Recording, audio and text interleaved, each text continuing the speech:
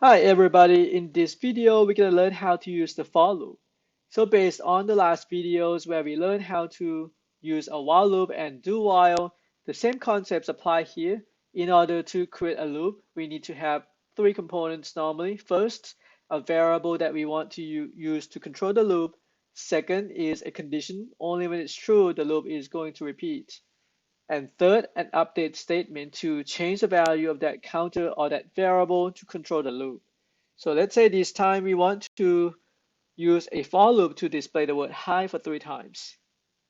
So for, so first thing first, you want to declare and initialize the value of this variable, say e, starting from 0.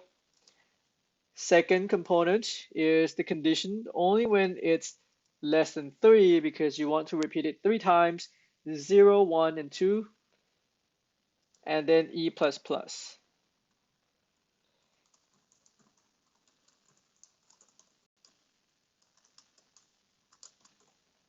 Let's say we also want to display the value of that e each time to see how it's updated, and run it.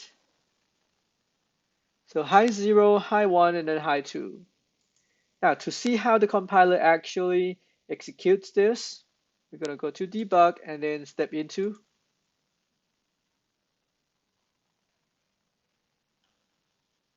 So F11. First, as you can see, it is 0 down here. And F11 to check the condition only when it's true. So 0 is less than 3, as you can put your mouse over this. It's true. So you're going to get inside this for loop and display high, and then along with the value e, and then it's going to go back up to that e plus plus. And if you notice down here, the e is going to change to 1 now as you move past that e plus plus. So it's now 1. Then going back to check if it's still less than 3. So 1 is still less than 3. Getting back inside the for loop, displaying the second high, and then going back to that e plus plus. And now it's going to become 2. And then going back to check the condition, 2 is still less than 3. Going back inside the for loop, and then e plus plus. And now it's 3. 3 is no longer less than 3. That's why it's going to exit out of this for loop now. And that's how it works. Now, for some reason, let's say we also want to display that e variable one more time.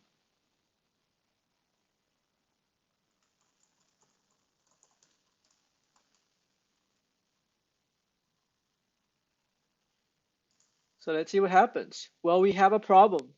It says that that e variable doesn't exist. The problem is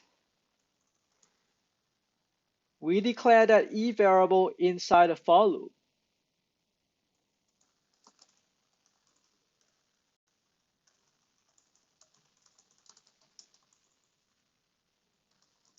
It is just a local variable existing in this for loop only. And because the only statement that is part of that for loop is the first console.writeLine high. The second one is not part of that for loop because we don't have a block or that curly braces.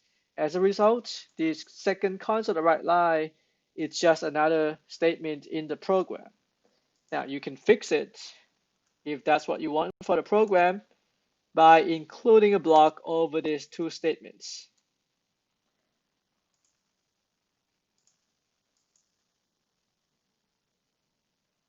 And you'll get to see the results. So first high along with the number, and then the value that e variable one more time. First time high 0 and then 0, second time high 1 and 1, third time high 2 and then 2. So by putting a block over these two lines, then we are using that e variable inside a for loop where it's been declared. Now it's possible that maybe in some other situation, we have a variable that has been declared outside the for loop. Like this, we already have that f variable declared outside the for loop. And we're just going to use it to control the loop to do the same thing. So f less than 3, f plus plus.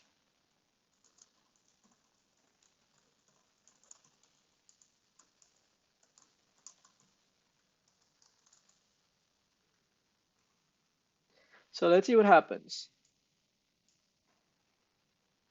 with this second for loop. Okay, so we got high 0, high 1, and high 2. That works perfectly fine. Let's see this time if this is going to work.